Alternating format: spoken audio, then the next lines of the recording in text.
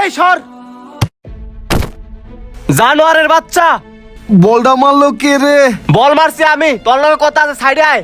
আরে আব্বা একটু পরে তো আমার প্র্যাকটিস আছে, প্র্যাকটিসটা করতে দাও। আমি কি করছি বুঝছ নাই? চল আমার সাথে আয়। আরে কি হইছে, কইবা তো আব্বা। চল আমার লগে চল। কিছুই বুঝতাছি না কি করতেছে। হ্যাঁ আব্বা, তুমি কই লয়ে যাইতাছো? তোরে ক্রিকেট একাডেমিতে ভর্তি করবে নিয়ে যাইতাছি। আব্বা, তুমি আমার ক্রিকেট একাডেমিতে ভর্তি করে দিবা মানে? আমি তো ফুটবল পছন্দ করি, ফুটবল ভালো খেলি, ক্রিকেট খেলতে যাবো কে?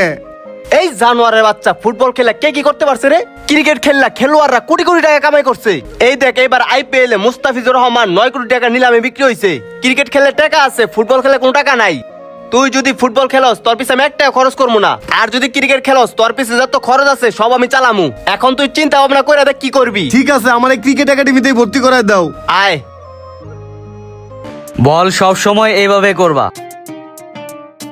আমিনুল সাহেব, আমার ছেলেকে বিশ্বের সেরা ক্রিকেটার বানাতে চাই। আপনার উপর দায়িত্ব দিলাম, আমার ছেলেকে যেভাবে হোক ভালোভাবে খেলা শিখে ভালো একটা ক্রিকেটার বানায় দিবেন।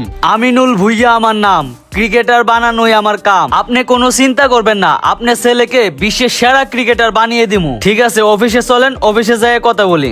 কই যে লইছে আমারে, ও মাগো, ওরে বাবা।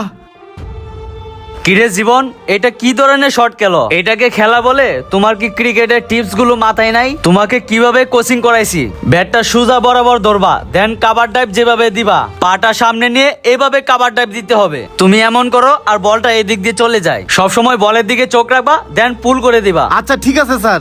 বুঝতে পারছো? মাথায় রাখবা।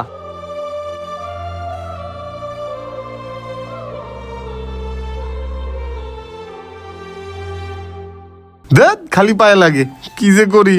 ওই তুমি এটা কি খেলতেছো? এভাবে খেললে ভালো ক্রিকেটার হইতে পারবা? তোমার বাপে যে আমারে বইলে দিল তোমাকে ভালো ক্রিকেটার বানাইতে, তুমি যেভাবে খেলতেছো এভাবে খেললে তুমি জীবনও ভালো ক্রিকেটার হইতে পারবা না। স্যার আমি ভালো খেলবো কিভাবে? আমি তো ফুটবল খেলি, ফুটবলে যেভাবে শট দেই খালি ওই রকম শট আইসা পড়ে। আমি তো কোনোদিন ক্রিকেট খেলি নাই স্যার।